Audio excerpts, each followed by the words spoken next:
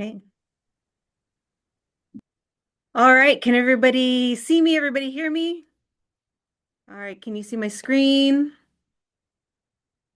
All right. Excellent. So, welcome everybody. My name is Eileen. My company name is Cameo Palms, a light hand in building wellness. So, this is Cameo Palms Presents the Applied Fantasy Way, using fantasy to create a better reality. Okay, so a little bit of participation on this one. When I use the word fantasy, what comes to mind? If anyone wants to chime in real quick, that's okay. If not, usually people think about fantasy as daydreaming or as Marvel movies, Lord of the Rings, um, kinds of books. Or sometimes when you say fantasy, people think of like spicy or taboo content, right? So I want to define it for us right now so that we can have a basis definition for the word fantasy, okay?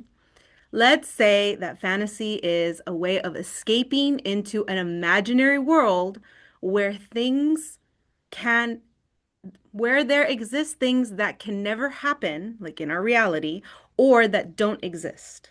Okay? So that's going to be our definition moving forward. So, things that can't happen. Oh, excuse me, one second. Things that can never happen or do not exist. I want to kind of prove that we do use fantasy all the time, every day, right? And so I'm going to pose this question to you guys. Have you guys ever had a discussion in your mind before you've had it? So that can look like coming up with your talking points, anticipating responses, objections, judgments. Um, we're just thinking about what can happen during that conversation, right? So, how about after the conversation? Oh, I really should have said this, or what if they thought, or dang, if I'm ever in that situation again, right? But this is something that it exists, right? The conversation is happening, it's real. All right. How about the version of yourself that you think you should be? Is that real? How about the version of yourself that your mom wants you to be, or that your kids believe you to be? What about the version in reverse, where it's the version that you want your spouse to be, or your mom, or your kids? Do those versions exist? In a little bit of a way, they do, right? They try, or we try to ask people, "Hey, can you be like this?" But in the end, when you are looking at someone or something or looking at yourself and you want it to be something other than it is, you're living in fantasy because it's not what it is. So I want that to be the basis, right? And you know that you're doing this when you have a strong emotional reaction. And usually because we're not taught how to use fantasy or how to use our imagination, it's usually negative. But that doesn't mean that it's bad. It just means that you have a strong connection to the power of your imagination. So it's not imagination that's the problem, it's the quality of the fantasy, right? So I'm gonna give you guys a couple more examples of how people are misusing their imaginations, okay? The first one, like we kind of talked about already, is escapism.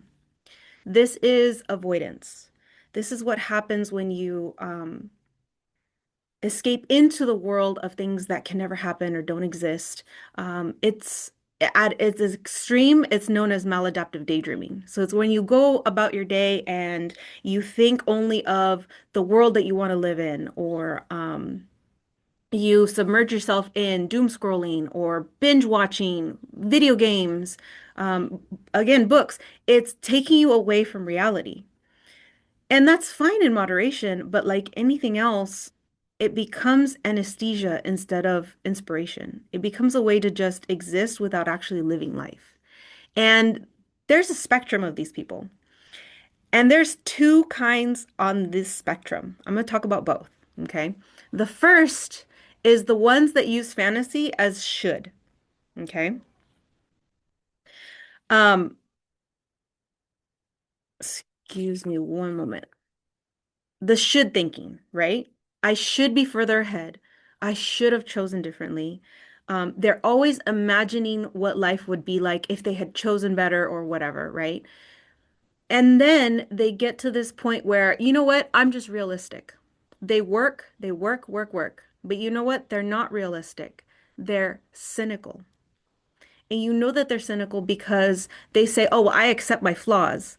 But their flaws are not the complete picture of themselves. They don't accept their gifts, right? So they equate being realistic with being grounded, with being reliable, with being, and they use that realism to be critical of themselves. And they almost use it as a self-punishment.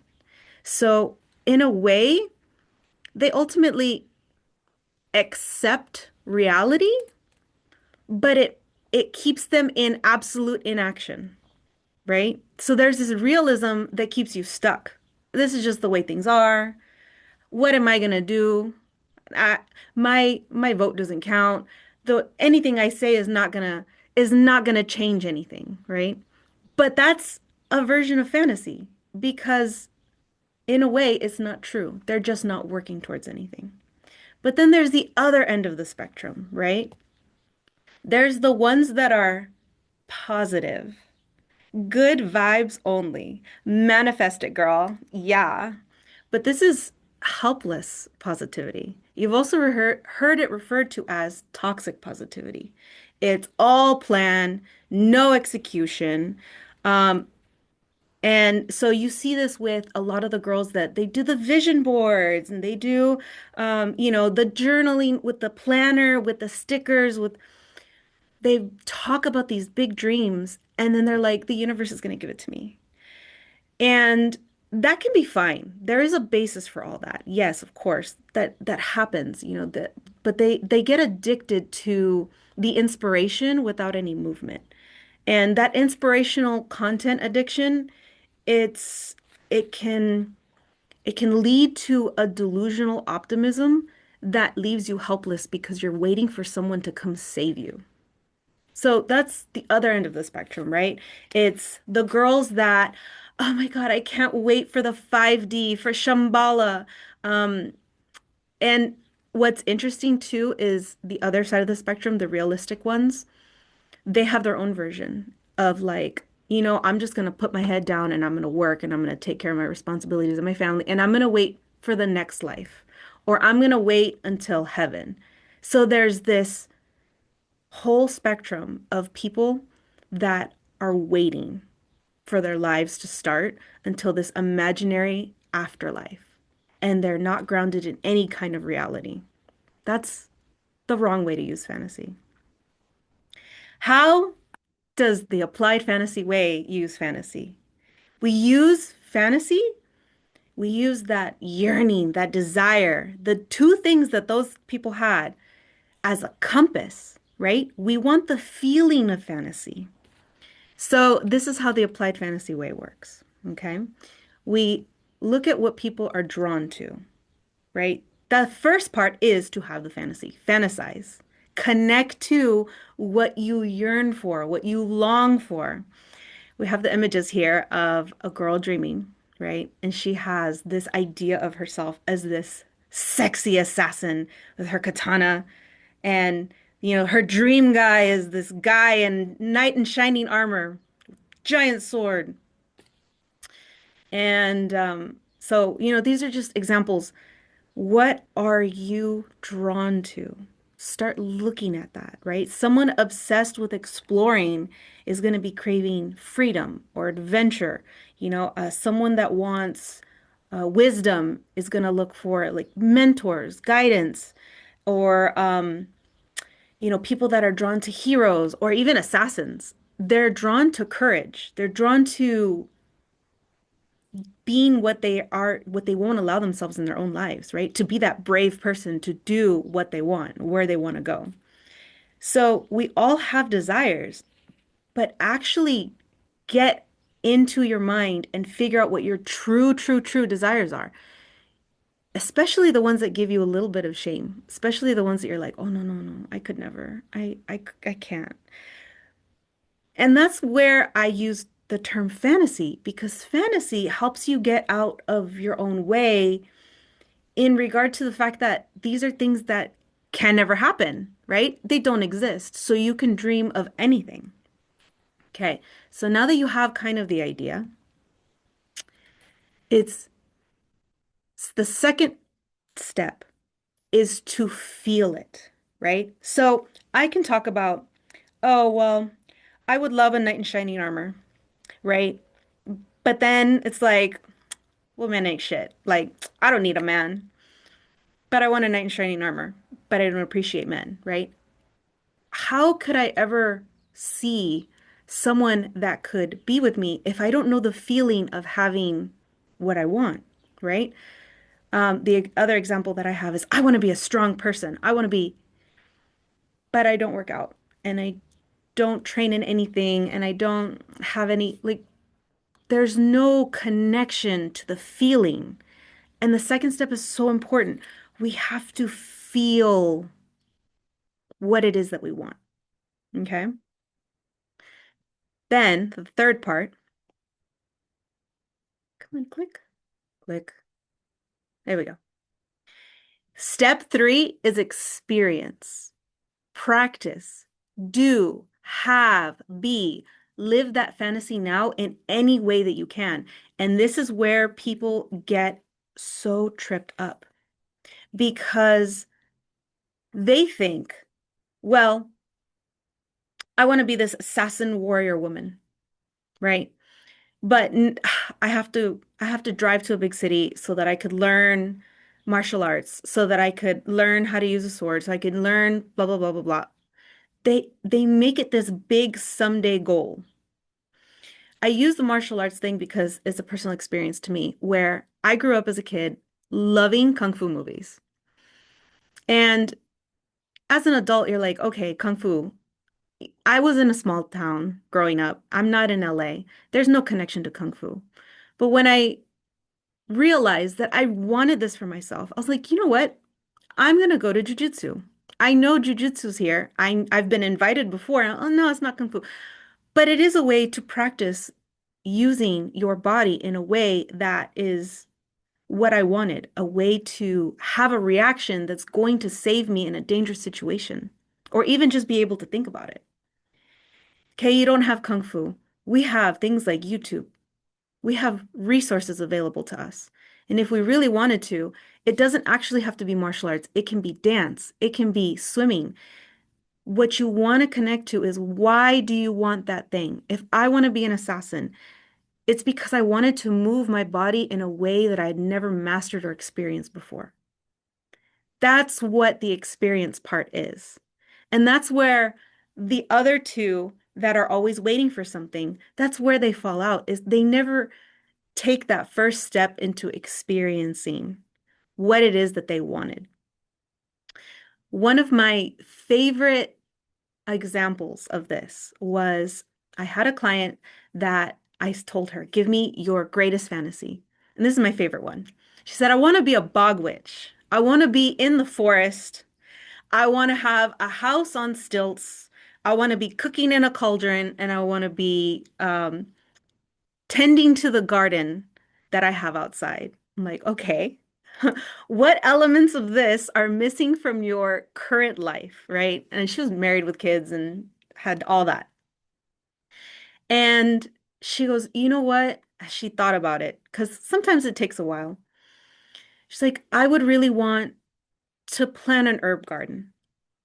And if I really, really had it my way, I would want a whole kitchen renovation and I would make it look like this country kitchen. And I go, okay, the renovation's not going to happen tomorrow. What can you do now? She goes, you know what?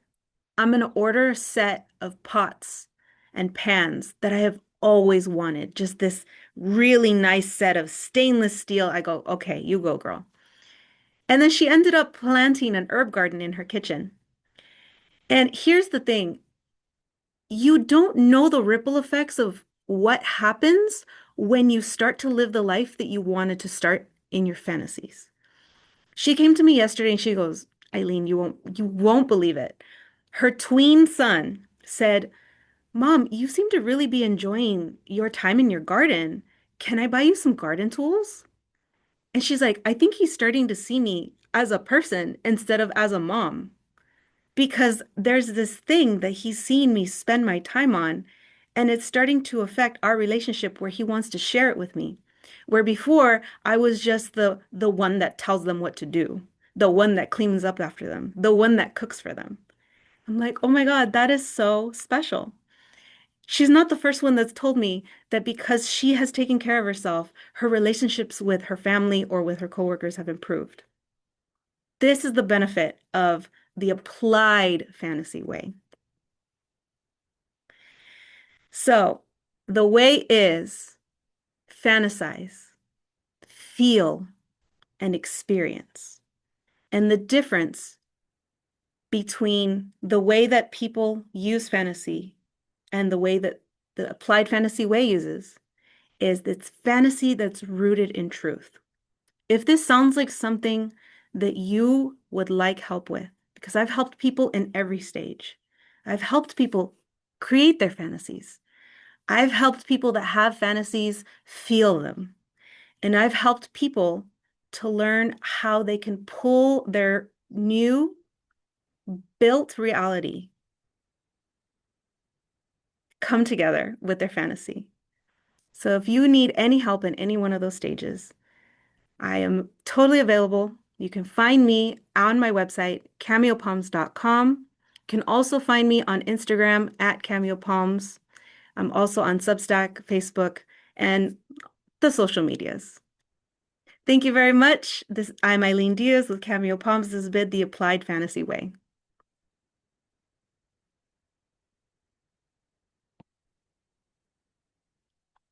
Okay, stop recording. I feel Yes. like we all need to like